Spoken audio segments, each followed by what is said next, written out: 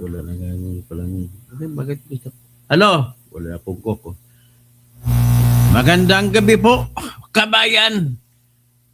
Oh, ang ating pag-usapan po sa ngayon ay yung desisyon ng impeachment court sa pamamagitan ng ruling ni Chis Escudero. So, ang ating general impression is absolute power daw ang impeachment. Lahat may kapangyarihan na kayang pabuksan kahit papano. Ang utos po ni Chis Escudero bilang presiding judge, chief presiding judge, sabihin natin, sa impeachment court, kasi ang hinalal na presiding officer, ay, kung ako tanungin mo, unang-una, ay decision po ng tinatawag na kangaroo court. Bakit kangaroo court?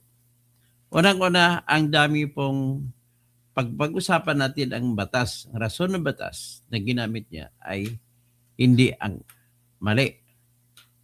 At kung pag-usapan naman natin ang proseso kung paano nagkaroon ng judgment na gano'n, abusado. Sobrang abuso. So bago yan, ay ipakinggan muna siguro natin yung ating channel ID. Itong channel ID natin. Toto Housing Tirador. Gustong kantahin ng aking apo. Ang apo ko wala lang dito. Sa Pilipinas, kilala ang tindi. Hindi Dario kayang Arellano, bayaran ni magandang gabi. naman ang kanyang Valenzuela, prinsipyo. sa lugar ni Kapag may inapi, Plastic. siya ang nariyan. Kapag may bayaran, siya ang hadlang.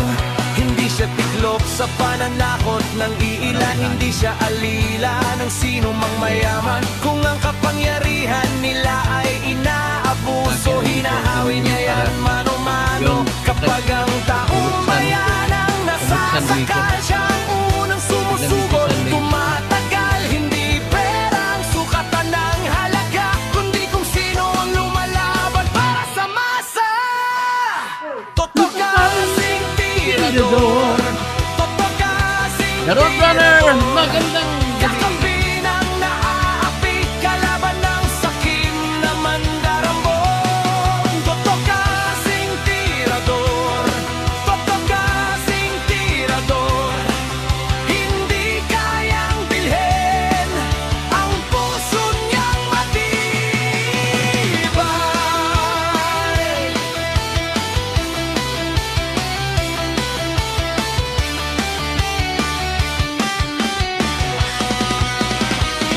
Mga magnanakaw sa pondo ng bayan, nanginginig kapag siya ang nandyan. Bawat piso, bawat sentimo, kailangang sagutin sa mata ng tao. Huwag nang ngiti para sa mandarambong walang pwesto, para sa sumisipsip kapag ang hustisya ang pinag-uusapan. Siya ang bantay sa gitna ng laban. Kung may nilulunod ang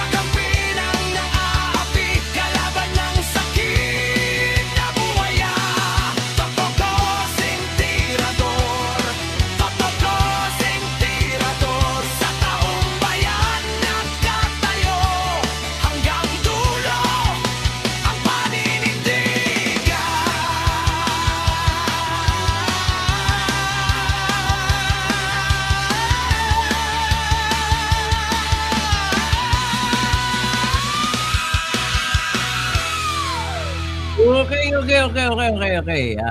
Kangaroo Court ang ating pag-uusapan. Bakit kaya ganun? Wala tayong magawa kundi fight lang. Do not be disturbed by the sadness of times. Alin dito tayo, positive thinker po tayo. Kasi kaya ka nagiging mahirap most of the times kasi tinatanggap mo na hindi ka yayaman. Dapat ang thinking mo, yayaman ka at gagalaw ka. Hindi pwede yung isip-isip lang. Diba? O, pakinggan muna natin. Para kay Sarah naman itong laban natin. Sige, ito na. Itudo na natin. Sara, Sara, wala nang iba. Sara, Sara lang pag-asa. Sara, Sara, siya lang makapakulong. Mga kontraktor ubusin niya. Si BBM Sandro ikulong niya. Si Tamba Zaldi ikulong niya.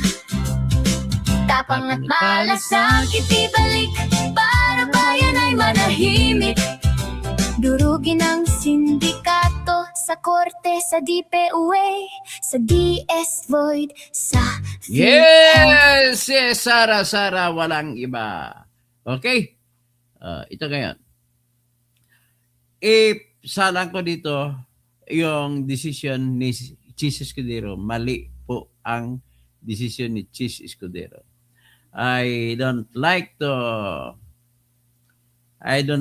think that he was already compelled napilitan si Chis kasi nga may papasok na gulo, plunder case na nakaabang sa kanya. So anyway, pakinggan natin bakit mali. Pakinggan muna natin ang desisyon ni Chis Escudero sa kagapalawanag bakit mali. Ito po, desisyon ni Chis Escudero. Okay lang yan. Kung ba, hindi pa, di ba? So, ikaw muna ko Coke Zero. So, ito po si Chis Escudero sa kanyang decision na tinatawag ko na decision ng Kangaroo Court. Government privilege against disclosures recognized with respect to state secrets. ASG denies its 19 the partnership of Carpi lawyers and a request, therefore, to attorney-client privilege should exclude compliance at this time. Therefore, to summarize, the court rules as follows. The request for subpoenas directed to the concerned banking institutions covering the accounts of respondent, Attorney Manasseh Carpio, separately or jointly, the partnership of Carpio lawyers and the 19 listed corporate entities is granted. The banks are ordered to submit to... Ibig sabihin, mga bank accounts ni Sarah, ng husband niya, bank accounts ng kanyang law firm ay pinayagan na buksan at dalhin sa Senate Court. the clerk of court the documents on July 30, 2026 at 9 a.m. with the attendance of parties and counsels. The request insofar as its bank's partnership of Carpi lawyers and the 19 listed corporate entities is granted.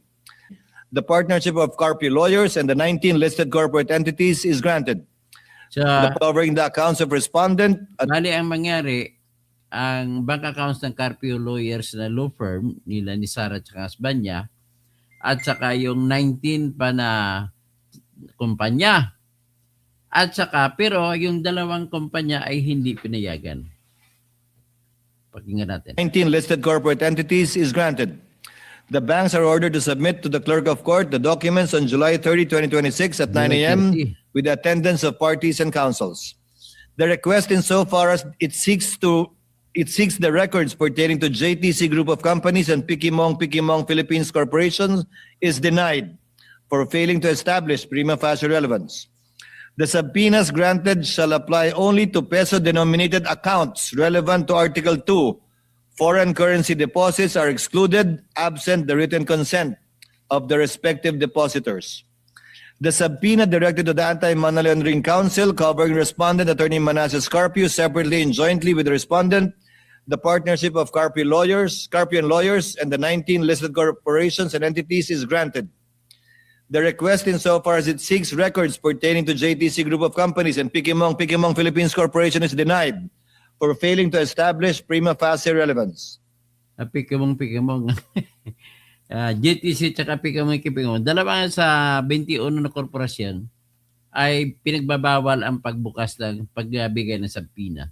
Kumbaga, ang 19 talagang pinayagan. Tapos ang account pa ni Sara, account ni Manasseh, or account din ng dalawa, at account ng kanilang law firm ay kasama sa pinapasabpina.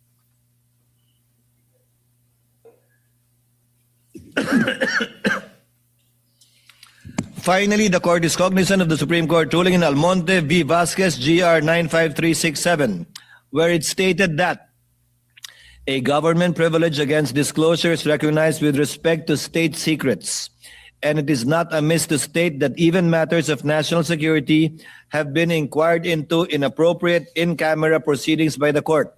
Therefore, the court ex abundante ad cautela or out of an abundance of caution hereby directs, in order to prevent the unwarranted exposure of sensitive AMLC methodologies and information, to submit the records strictly in camera to the presiding officer through the clerk of court first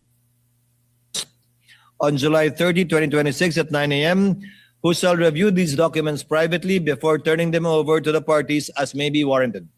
The parties are directed to be represented by counsel on the aforementioned time and date for the proper inspection, comparison, photocopying, and or marking of these documents as the case may be. So ordered. Moving now on. BR. Yeah. So, yan po yung ulitin natin siguro mas maganda para makaklaruhan natin. Medyo malabo eh.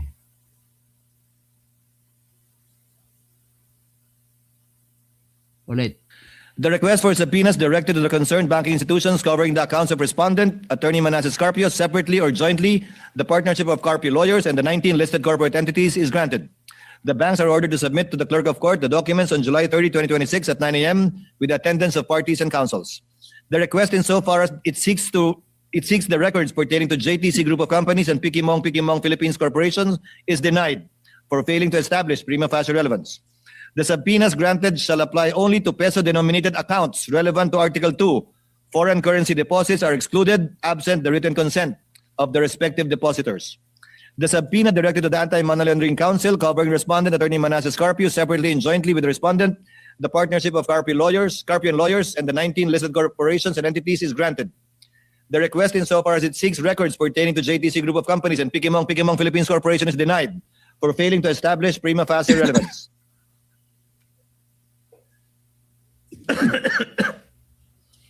Finally, the court is cognizant of the Supreme Court ruling in Almonte v. Vasquez GR 95367, where it stated that a government privilege against disclosure is recognized with respect to state secrets, and it is not amiss to state that even matters of national security have been inquired into in appropriate in-camera proceedings by the court. Therefore, the court ex abundante ad cautela or out of an abundance of caution hereby directs, in order to prevent the unwarranted exposure of sensitive AMLC methodologies and information, to submit the records strictly in camera to the presiding officer through the clerk of court first on July 30, 2026 at 9 a.m., who shall review these documents privately before turning them over to the parties as may be warranted. The parties are directed to be represented by counsel on the aforementioned time and date for the proper inspection, comparison, photocopying, and or marking of these documents as the case may be. So ordered. Moving now on. BR. Okay. The impeachment. Okay, ito. Sir, tinatakal ko ngayon. Nais ko lang muna ikaklaro sa inyo, summary, para naman maintindihan ninyo yung decision po ng impeachment court ay nilabas po sa pamamagitan ni Chis Escudero lamang po. Wala pong buto-butuhan na ako nakita na nangyari. Pagkatapos, nakikita natin na yung decision pala ni Chis Escudero ay binasa niya na. At ibig lang po sabihin ay bakit pa siya nagpadebate-debate na may decision na pala siya? Yan ang unang tanong. Bakit pala mayroon ka na palang predetermined na pala, may decision ka na pala? So nawala po yung elemento ng due process kasi ang nangyari po sa oral argument na marinig ng bayan ay ano na lang for a show, pakitang tao na mayroong debate na nangyari. Tapos nakita natin na yung binasa ni Chis Escudero, matagal na palang preparado yung kanyang desisyon. So, ibig sabihin po, inignore niya po completely ang mga palitan ng mga puntos sa oral argument or oral debate. Okay?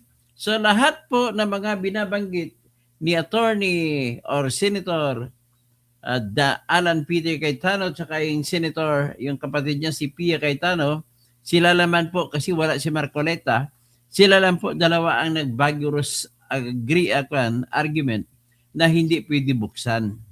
So, ang pinunto naman nila ni Attorney Cayetano, sang-ayon din, parehas din sa pinunto ng depensa ng mga abogado ni Sara. Ang number one po na puntos nila, pag-usapan natin tatlong bagay. Mag-usap tayo muna tungkol dun sa bank secrecy law. Sa bank secrecy law po ay ang pinagbasihan nila ni Chis Escudero ay Republic Act 1405. Pag binasa mo po, basahin natin para fair. Basahin natin sa inyo, narinig ninyo kung anong 1405. Okay. Ito yung batas ng 1405.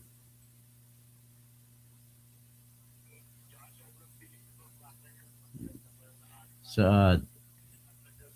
ito po ang Decision 1405. Basahin natin sabay-sabay. Section 2 ang mahalaga dito. Nakalagay sa Section 2. All deposits of whatever nature with banks or banking institutions in the Philippines, including investments in bonds issued by the government of the Philippines, its political subdivisions and the instrumentalities, ito ang puntos, are hereby considered as of an absolute confidential nature and may not be examined, inquired, or looked into by any person, government official, bureau, or office except upon written permission of the depositor. Depositor, dapat may consent ng depositor kung sino man depositor. Or in cases of impeachment, impeachment na tayo. Or upon order of competent court, in cases of bribery or dereliction of duty of public officials, or in cases where the money deposited or invested is the subject matter of the litigation. So dito, ang ginamit ni Mr. Chis Escudero ay yung in cases of impeachment. So parang blanket authority, basta may kaso sa impeachment. Ngayon, may requirement din po, kailangan muna ipakita ng nagre-request na kailangan sa kaso nila. Kasi kung hindi kailangan sa kaso nila, doon papasok ang batas ng relevance. Kung may relevancy ba o wala. Kung hindi siya relevant, ibig sabihin, hindi siya makakatulong sa issue na binibitbit ng nag-akusa. O ngayon, ano ang kanilang issue? Number one, ay totoo bang may unexplained wealth si Sara? Yan ang issue nila. So ngayon, kung totoong may unexplained wealth si Sara, ano ang magiging papel ng isang bank account? Imagine the bank account. May bank account ka. May bank account sino-sino sa atin. Pero ano ang magiging papel para makatulong? Kung makita natin may papel makatulong, ay papakuha natin. Pero bago yan, siyempre, ano naman yan, blanket authority lang yan, kailangan titingnan mo sa prima facie. May prima facie necessity ba? Maliban sa may relevancy, may prima facie evidence of unexplained wealth ba? So, saan ka titingin? Anong gagamitin mo ng mga bagay para malaman mo kung may prima facie? Ibig sabihin, prima facie po ay ganito. Yung isang bagay na inaargumento na totoo, may prima facie na totoo yan kung may mga ebidensya ka ipinakita na ang sinasabi mo na totoo na may unexplained wealth andun sa bangko At kung hindi magpresenta ng ebidensya si Sara, ay automatic talo na si Sara. Yan ang ibig po sabihin ng prima facie evidence. So ngayon, ano ang tinitingnan nila? Ito, balikan natin po yung ginawa nila. Una, meron po silang confidential fund na inusisa. No, 125 million. At inubos in 11 days. So ngayon, binigay noong December 10, 2022, at alam naman natin na sa batas ng budget, kailangan pag sunod na taon, January 1, 2023, hindi mo na magagamit ang pera. Halimbawa, nagasta ni Sara 100 million lang. Ibalik niya sa kaban ang 25 million. Ganun po yun. So ngayon, ano nangyari? Sabi nga ni Sara, pinainan siya. Damn if you do, damn if you don't.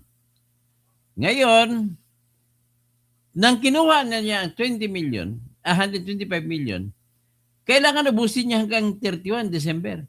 So natural, kung ubusin niya sa papaanong paraan, ang tanong lang niyan dyan ay, nagasta ba sa tama? Yan ang tanong dyan eh. Ano bang purpose ng gasta? Kaya para natin malalaman kung tama o hindi, alamin natin po ang pakay ng batas. Ang batas, ang item na binigay sa kanya, sang-ayon sa pagbigay ni Bongbong Marcos, sa ilalim ng tinatawag na pwede niyang i-transfer ang appropriation kung kulang, kung sobra, kung savings. So may savings na kinuha niya sa kanyang tinatawag ng contingency fund. So doon niya kinuha ang 125 million. So nung matanggap ni Sara, ini-request pa ni Sara noong August pa ng 2022 pagtapos na panalo. Bakit ang tagal binigay? So nalaman ni Sara, sinadya nila yon, tapos yun ang gagamitin nila na dahilan para ipasadpina sa House ang mga records ng COA.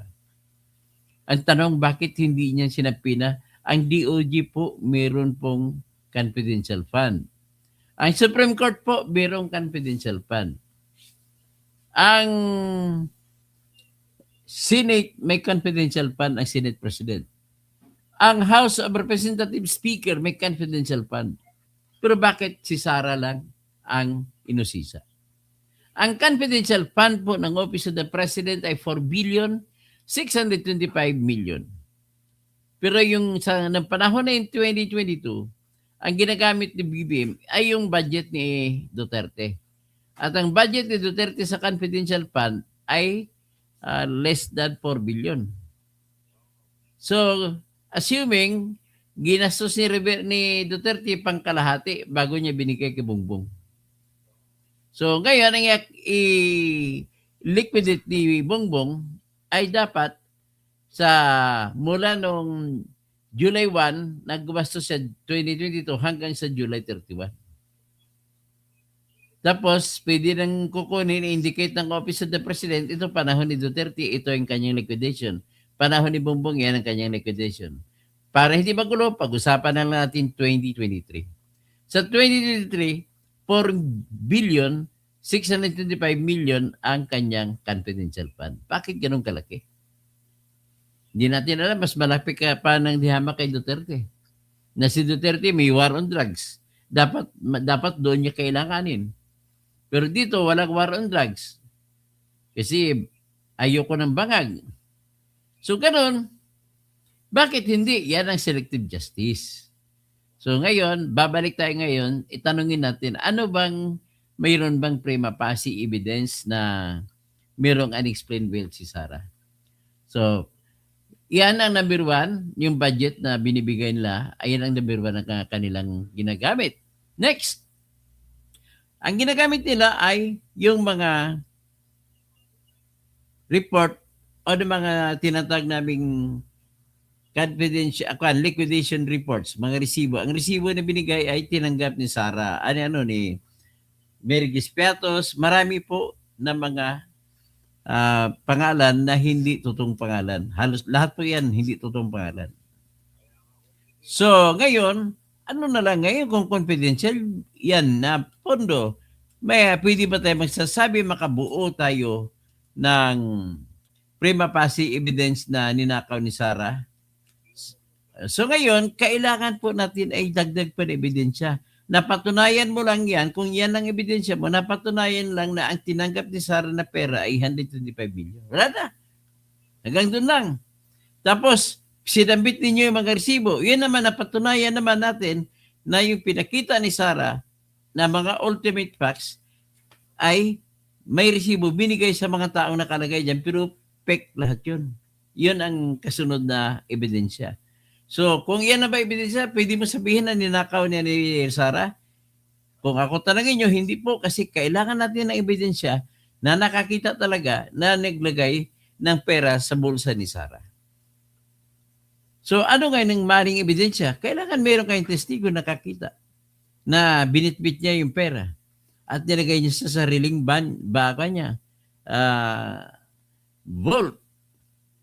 O kung ano pang ebidensya, maaari pwedeng gamitin si Madriaga kung nakakita siya. Pero si Madriaga, ang kanyang testimonya ay wala. Iba.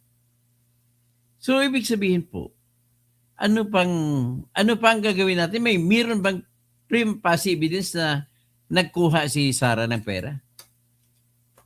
Wala nga ang ebidensya, prima facie evidence pa kaya? Lalong wala.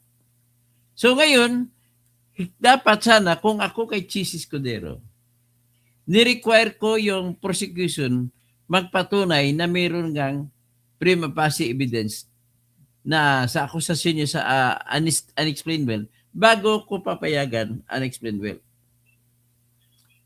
na petition para sa isig ka ni Sabina. In other words, summing up, lahat ng klase po uri ng Sabina, kailangan ipakita mo muna na may prima facie evidence sa pakay mo. Kung ang pakay mo impeachment, may prima facie evidence ka na nagkamal na matindi si Sarah ng Sarape. Ngayon, kung ang tingnan na lang natin ay nasa pera na salin, sa dulo, hindi mo po masasabi kung may unexplained wealth o wala. Dahil lamang sa salin. Yan po ang dagdag na ebidensya nila. Bakit po? Posible po kasi ganito mangyari.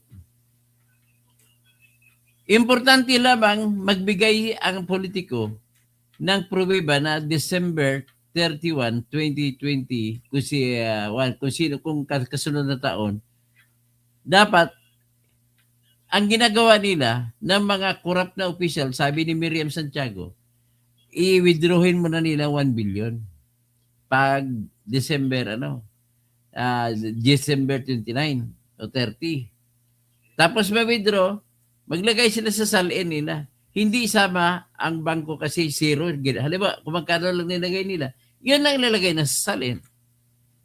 Ganon ka diskarte ang mga official natin. So ngayon, kuminsan nga parang isipin mo, napaka-ipokrito naman ito mga congressman natin.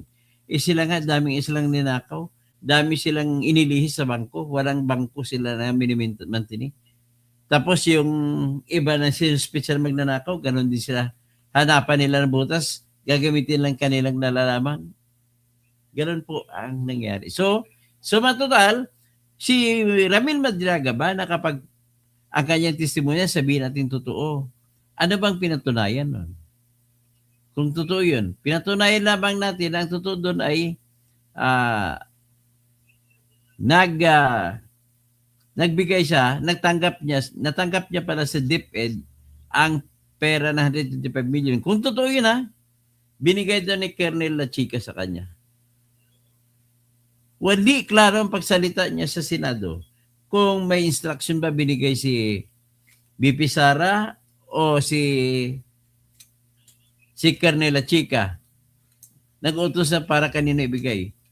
Sino ba dapat ibigay? Bakit siya? Unang-una, tanong, bakit siya? Pera yan, daming mga hold-upper. Dapat ang nag-deliver dyan yung army. Kung talagang magde-deliver, pa-deliver si Sara.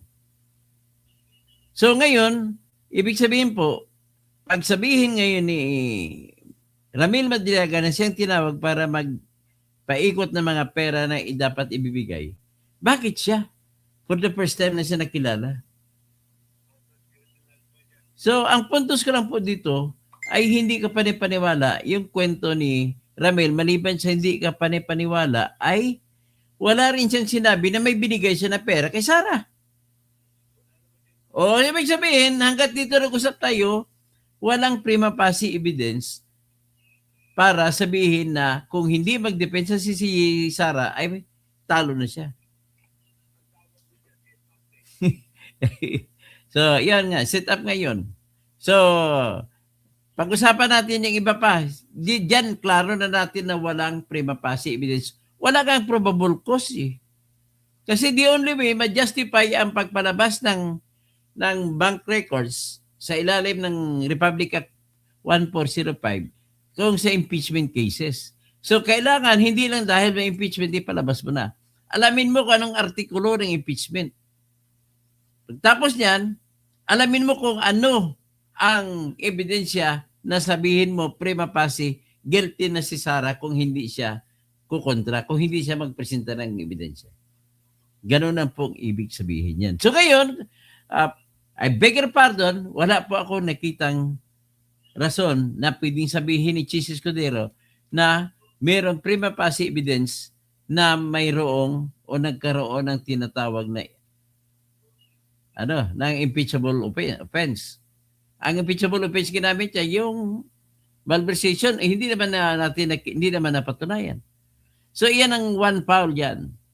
Next, nag-issue siya ng subpoena para ipadala sa Senado yung AMLAC records. Nirecognize ni Chis Escudero na ang admin mismo, yung batas sa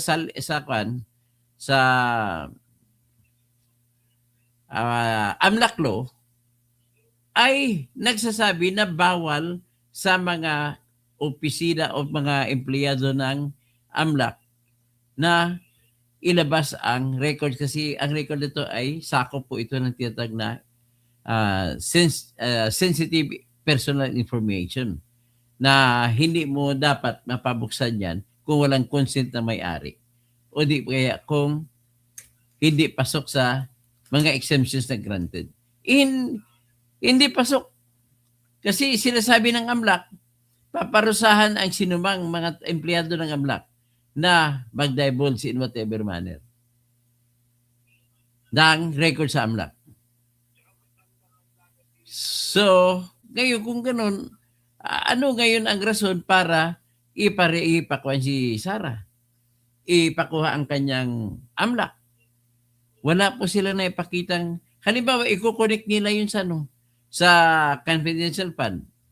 So far wala sila na ipatunayang mga ebidensya, panay kwento lamang na si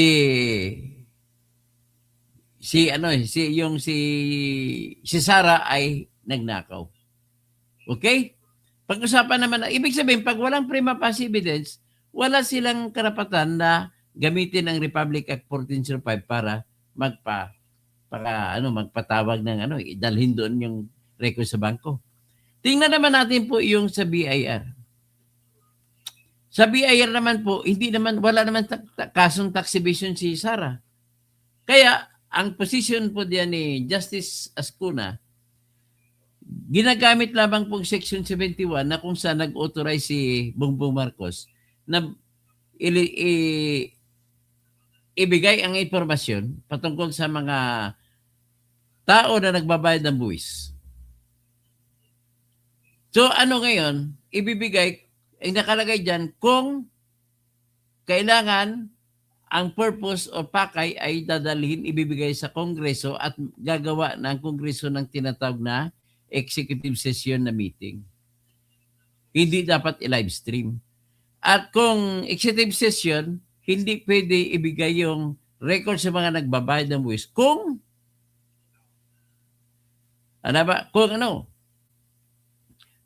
hindi po para sa Kongreso na titignan sa executive session at kung hindi para sa batas ang pakay. Walang batas, impeachment So ngayon, yan ang tatlong contention. Ang argumento naman dyan ng grupo ni Sara, abogado niya. Your Honor, kung sasabihin niyo po na absolute ang power ng konstitusyon, ng impeachment court, sana nilagay niyo na lang doon sa paggawa ng sa paggawa niyo ng batas na para sa AMLAC na nakalagay din except impeachment court. Tapos sa BI records din dapat nilagay except impeachment court. So anyway, yan po ang counter ng abogado ni Sara. Your Honor, wala pong nakalagay na exemption. Kung gusto sana ninyo na ilagay, kayo po yung gumagawa ng batas una bes. Bakit hindi nyo ginawa nilalagay dyan? Na exempted ang impeachment court. So the fact na aware kayo, bakit din nilagay? Ibig sabihin, ang purpose niyo ay hindi pakialaman ng impeachment court ang bank account. So with that, armed with that, ang judgment call ko, walang nexus o walang connection para pabuksan mo. Kasi kagaya rin lang po yan ng magpapasok ka sa bahay ng tao. Parang sabihin na gano'n. Kailan mo pasukin ang bahay ng kaibigan ko? Halimbawa si Attorney A. Sabi ko, Attorney A, gusto pasukin ng pulis bahay mo. Sabi mo, siyempre, bibigat ka, attorney ka, alam mo naman ang batas. May search warrant ba sila? Kung wala, di ba kayo pumasok? So ngayon, ang ginawa kayo ng mga polis, kasi walang search warrant, nag-apply kayo ng search warrant. Ngayon, the only way na makapasok sila doon, mabigyan sila ng subpoena o search warrant, ay kung mapatunayan ng nag-apply na sila ay may personal na alam sa kanilang hinihingi. Halimbawa, sabihin na may baril na Glock 9 si Attorney A sa kanyang tinatago niya sa ilalim ng kanyang kama. So ngayon, paano mo mag-i-apply? Kailangan i-apply mo yung warrant. Dapat ang testigo gamitin mo ay yung nakakita mismo ng personal. So hindi pwede mo gamitin yung kwento-kwento lang. In other words, without personal knowledge or direct evidence to sabihin natin, pera na naging unexplained wealth or without knowledge sa gano'n nga, pera nga na nanakaw or malversation, ay hindi ka dapat bigyan ng Kagaya niya, kung wala kang knowledge kung saan ni Attorney A tinago ang baril, hindi ka pwede bigyan ng search warrant. Halimbawa, kung hindi mo masasabi, nandun pala sa aparador lagi nakalagay, kung testigo mo, hindi naman alam kung saan, hindi pwede ka bigyan ng search warrant. Kasi nakasaad na po yan sa Artikulo 2 ng Section 2, Artikulo 3 ng ating Konstitusyon na nagsasabi na sa Tagalog, walang warrant o walang search warrant o warrant of arrest na maaring mailabas maliban na lamang kung may probable cause na ang judge mismo ang magsasabi at pagkatapos na mausisa ng judge ang nagreklamo at ang testigo ng nagreklamo at patapos na matukoy ng nag-apply kung saan ang hanapin kung anong krimen yon ay kung matukoy din ng tao na nag-apply kung ano yung bagay at tao na huhulihin o kukunin. So, mas magaling pakinggan sa English. Sa English sabi, no warrant or no search warrant of arrest shall issue except upon probable cause to be determined personally by the judge after examination under oath of the witnesses and the complainants that he may produce, and particularly describing the place to be searched and the things and persons to be seized.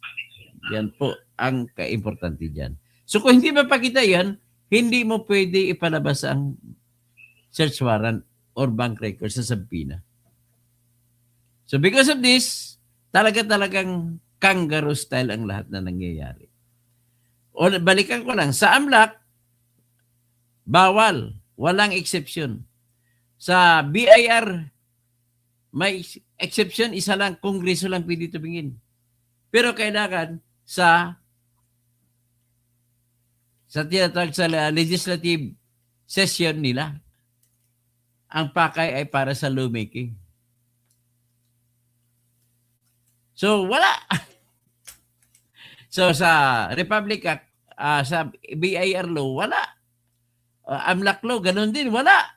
So, ang sagot naman ni Kilay o ni Chis Escudero, absolute daw ang power ng Kangaroo Court.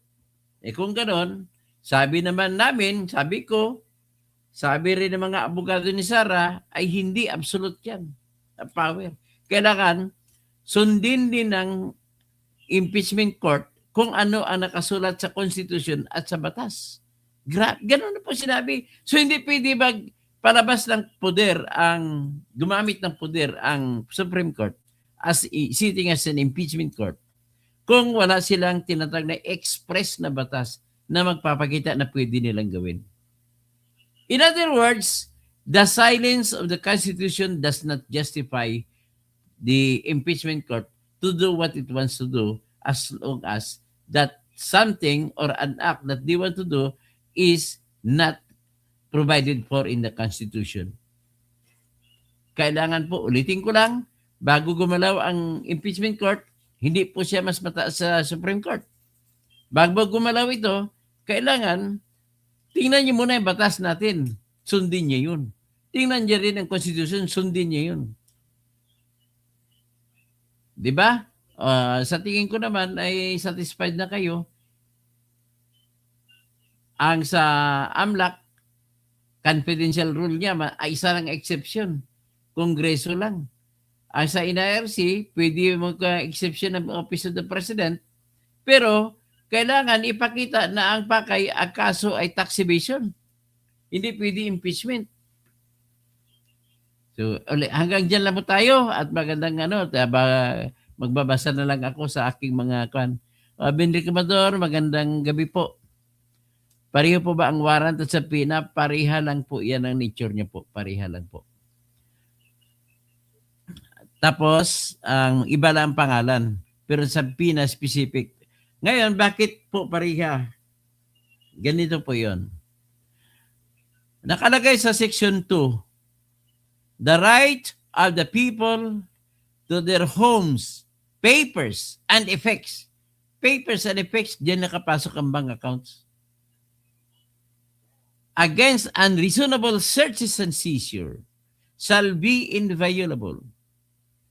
No search warrant or warrant of arrest shall issue except upon probable cause to be determined personally by the judge after examination under oath of the complainant and the witnesses he may produce, and particularly describing the place to be searched and the place, the things and persons to be seized. Ganon po yun. So, diyan pasok sa homes, papers, and effects.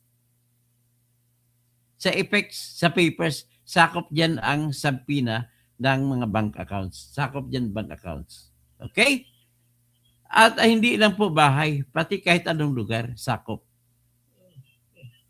So, kay Tekla, good evening po. Dr. Toto, naway makalabas sa sisyan. Si Marcolita, sana nga nandun eh. Mas matalino pa si Marcolita eh. Kung nandun siya eh. Sayang.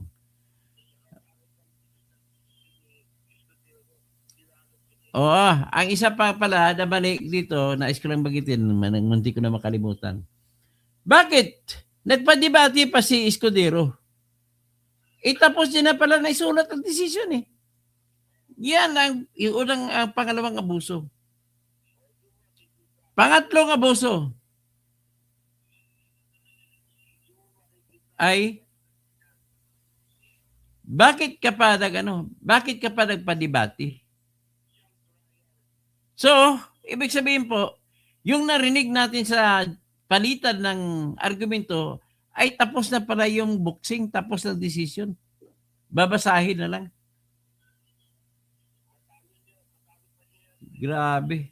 So, yan po ang aming concern dyan as people who love the law. Mahal natin ang batas. Si Raptix, sinabi ni Chis, yung prosecution kasi nasusuko na sila sa mga tanong ni Cayetano. Oo na, sumusuko nga sila sa tanong ni Cayetano eh. Robel Bingson, nasa Malita na ang desisyon. Sa totoo lang, sa Malita lang ang desisyon eh. Tama. Tama si Kamsat.